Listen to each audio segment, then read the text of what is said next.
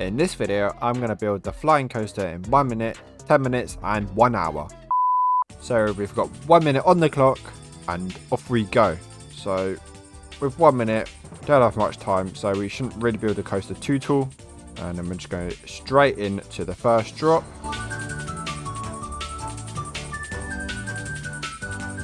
And just in time, we have finished the 1 minute coaster. Let's give it a POV.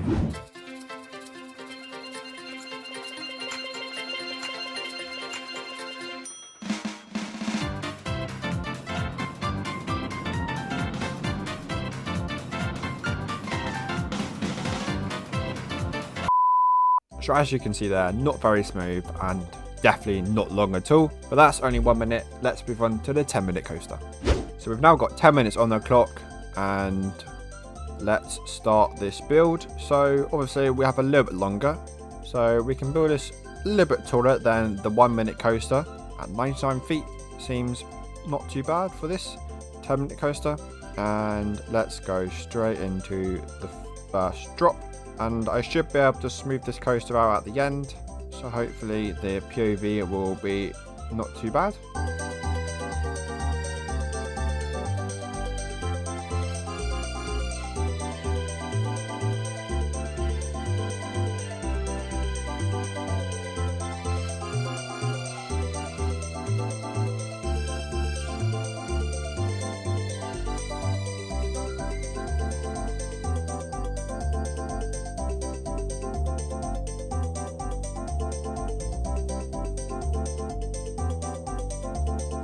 And into the third inversion of this ride. Not really sure what I'm going to call this, but it's going to be like a downward heartline roll, I guess you could say.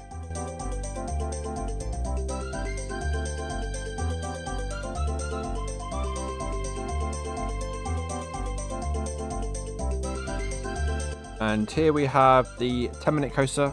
I just have over 3 minutes, so I definitely need to smooth it out. So let's see how smooth I can get it. And the 10 minutes is up. Here is the final look of this coaster. I'm going to change the colour to purple, like that. And honestly, this coaster looks pretty decent for 10 minutes. I'm quite happy with how the inversions turned out.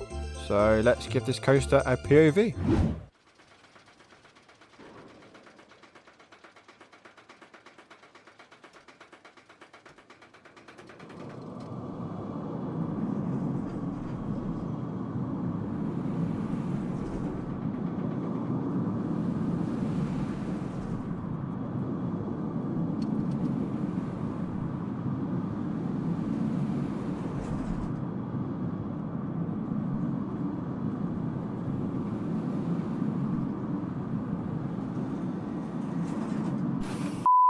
So yeah, that was a pretty nice POV. And before I move on to 1 hour coaster, here are the stats for the 10-minute coaster. They're not bad, but not great. And I forgot to show you the 1 minute, and yeah, not great at all. The fear isn't great, but that's what you're going to get for a very short coaster. So let's move on to the 1 hour coaster. So as you can see in the top left, we have 1 hour on the clock. And let's get that timer started.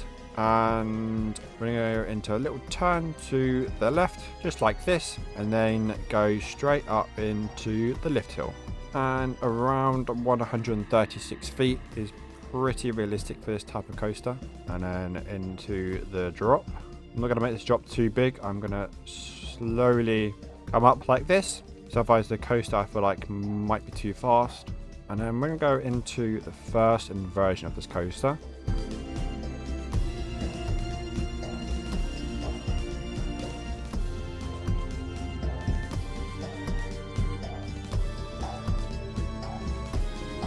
Just like that. Looks pretty decent. And flying coasters don't really tend to have airtime moments, so I'm going to try and not add airtime hills to this coaster, but we'll have to see.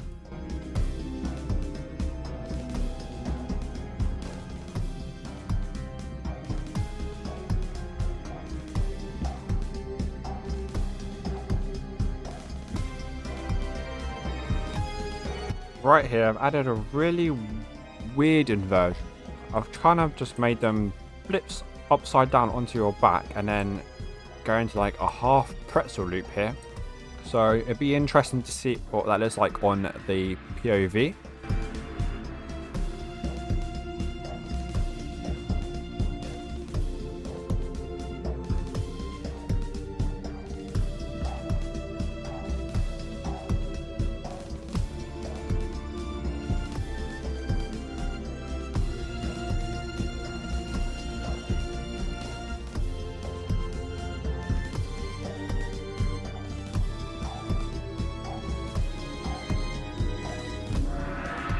Right, however you're honest here, I don't really know what I've made here. It's like you go upside down and then into some weird inversion.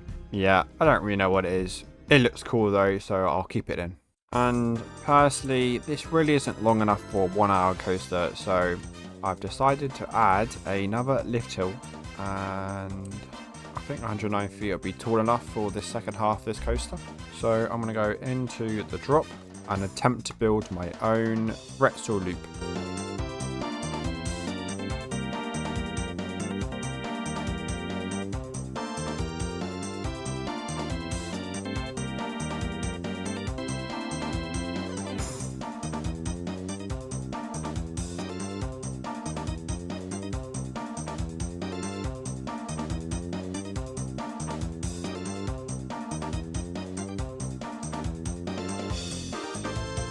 And here is my attempt at the pretzel loop.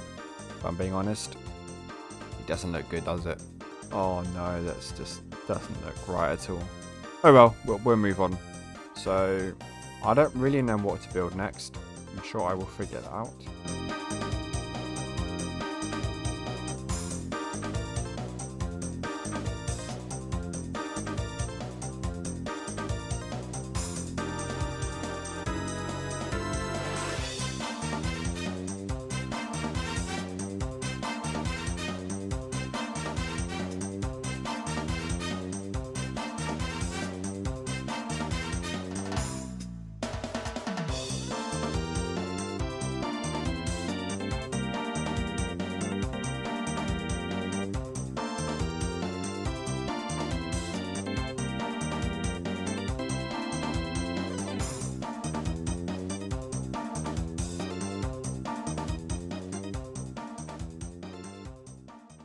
And here we have the 1 hour coaster.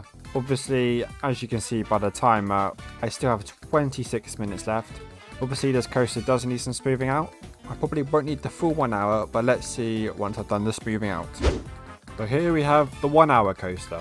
It's definitely a very long coaster, but because I had so much time, I had the time to do that. As you can see, I have 2 lift hills here, and I think my favourite parts in this coaster, especially if I was to ride this coaster, would definitely be the wave turn. I'd be definitely interested to see how that would feel, and this first wacky element I made in this coaster as well would definitely feel some interesting forces going through this type of inversion. Obviously, as you can see, I made it red. The coaster is definitely very smooth now. As you can tell by the timer, I've had like about 20 minutes to smooth it out. During that time, I've also changed some of the coaster due to some elements being very fast and very forceful. There are still some elements that are very forceful, especially this custom made pretzel loop, which doesn't really look like a pretzel loop. And in case you guys were interested about the stats of this coaster, here they are right here. So leave your thoughts of this coaster in the comments down below, and let's have a POV of this coaster.